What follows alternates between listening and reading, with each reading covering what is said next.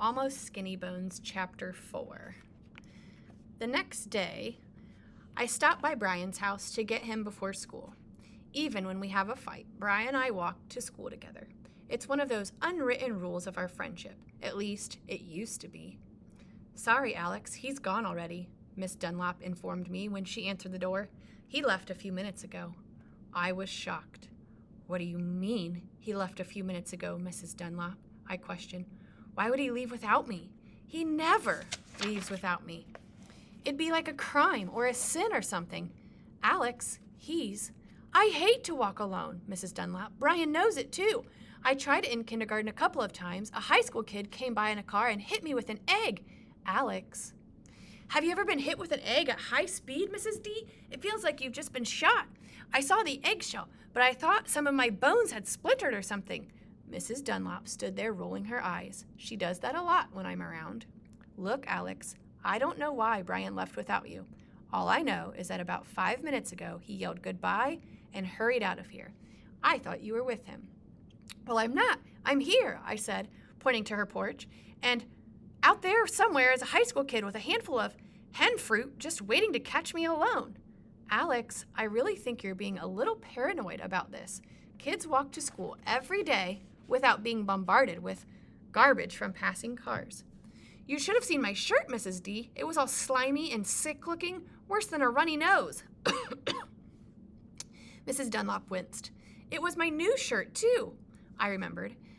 It said, "I'm a little Dickens. My grandmother brought it for me from the Bahamas." Mrs. Dunlap made this big sighing noise and shook her head.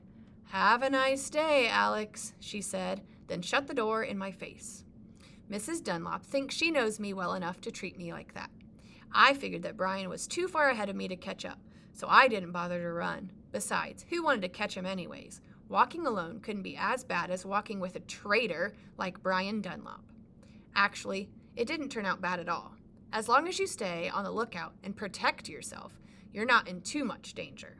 Every time a car came by, I held up my history book as a shield. It may sound crazy, but wearing a double yoker to school does that to a person. After I had gone a block or two, I started to relax a little and think about the day I was going to have. I hoped it would be good. I spent most of the night praying that everything would go okay, that everyone would love my commercial. Brian says that God doesn't appreciate people praying for dumb little favors. But in my opinion, that's what he's there for. As I walked, I felt in my pocket for an autograph pen. I brought it along just in case, you know. After all, if anything could make me famous, it was being seen in the middle of a great show like Gilligan's Island. I paused a second and smiled. Maybe there'd be an unruly mob waiting for me at my locker. "Hey!" shouted a voice, suddenly interrupting my thoughts. "Hey, look! It's him! Mommy, it's that boy!" Wow, this was great. I wasn't even at school yet, and already I had been recognized. I turned around. It was Ernest Wilson. Ernest Wilson is 3 years old. He lives at the end of my street. He can't remember my name. "Hey, you!" he screamed. "I saw you on TV. My mom told me you're the kitty boy." Ernest was standing at his screen door, waving his arms and jumping up and down. I smiled and waved back. I probably should have gone over and patted him on the head or something, but I didn't. It was getting late, and I wanted to have a little bit of time left for the unruly mob. I stopped to put on my sunglasses. My fans would expect it. A few minutes later, I arrived at my locker. Disappointed, I looked around. No unruly mob. The only person gathered at my locker was Ned, the bully, Jankowski. Ned has the locker right next to mine. I met him on the first day of school this year. He has been trying to work his lock combination. "Hi," I said. "I'm Alex." Ned had grabbed me by the shirt. "Listen, dude," he said, "just in case you might be thinking about looking at my combination, don't. Because if my locker's ever broken into, I'll know it was you, and I'll track you down until I find you, and then I'll put my fist right through your eye socket." Thinking over it for a second, I nodded. "That sounds fair, Ned," I squeaked. "That would be good." Since then, I've tried to avoid Ned the bully whenever possible, but on this particular morning, I decided to make an exception. Who knows? Maybe he'd seen my commercial. Maybe he'd like having a famous friend. Hi, Ned, I said, giving him a timid little pat on the back. Did you happen to see the commercial I made on TV yesterday, bud? Ned whipped around so fast, his breeze practically knocked me over. Let's get one thing straight, dude, he replied, grabbing a handful of my shirt. You're a skinny little bone bag, and I'm not your bud. Get it? And if you ever slap me on the back again, I'm going to reach into your skull and pull your feet out through your brains. This time, I actually started to whimper. I didn't mean to, but a series of little whimpers just slipped out of my lips. Sounds good, Ned. Right out of my brain. A guy couldn't ask for a better deal than that. Finally, Ned released his grip and stormed away. I stayed at my locker and dusted off. Not a bad start for the day, really. Anytime I'm able to leave my locker with all my body parts, I feel lucky. A few minutes later, I headed for my first period English class. As soon as I was inside, I hurried to put my books under my chair. Then I sat down quickly and pulled out my autograph pen. I took a deep breath and hoped for the best. Annabelle Posey was already seated at her desk behind me. I spun around and grinned. It wasn't a pleasant little grin either. It was one of those big, wide, annoying grins that makes you look like a jack-o'-lantern. Annabelle Posey turned her head and pretended not to see me. I knew she would. Whenever I grin at her, she pretends not to notice. It was just the chance I was looking for. Before she could stop me, I took my pen and wrote my name on her notebook. Alex, the greatest star of all, Frankovich. My autograph, I explained nicely when she finally turned back around. Annabelle made this face like she was going to be sick, and then she ripped open her purse, spit onto a Kleenex, and started trying to rub my name away. I widened my grin. Sorry, waterproof. Annabelle Posey's face got so red, I thought that she was going to boil over in her seat. You big jerk! I didn't want your stupid autograph. Turn around, just turn around. She screamed it so loud, our teacher, Miss Ballantyne, stopped taking attendance and started glaring at me. Miss Ballantyne has one of the deadliest glares in the business.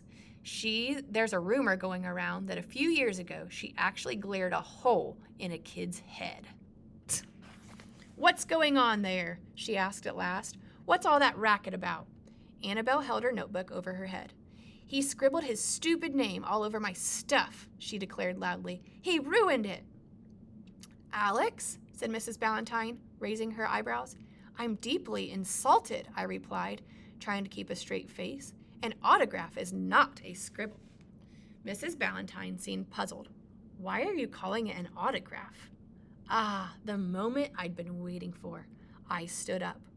Well, I wasn't going to mention it, Mrs. B, but since you brought it up, I might as well talk about it. The national television commercial that I made in New York City last summer was shown for the first time yesterday. Miss Ballantyne frowned. It was the kind of frown teachers do when they think you're lying. You made a national television commercial? She asked doubtfully. It came on during Gilligan's Island, I informed her. I swear, you were probably still here at school, making up those test questions nobody can ever answer. Her frown got deeper. Ask anyone, I insisted. I bet a lot of kids saw it. I turned around and scanned the room. How many in here saw it? How many of you saw my commercial? No one answered. Not one person. I started to sweat. Oh, come on, you guys, I persisted. You did too? Think, Gilligan's Island, the new Kitty Fritters commercial. I was the kid running away from home with a cat. Suddenly, in the back of a room, a hand shot in the air. That was you? Blurted Raymond Venelberg, astonished. His eyes were as wide as saucers. You were the kid in the coonskin cap? Yes, that was me, I exclaimed. That was me. I saw it too, said Cynthia excitedly. I didn't know it was you, though, Alex. I didn't recognize you. I felt so proud I almost burst. I stuck out my chest and nodded eagerly. Yeah, it was me, all right. Did I say that I made it in New York? Raymond continued to stare at me in disbelief.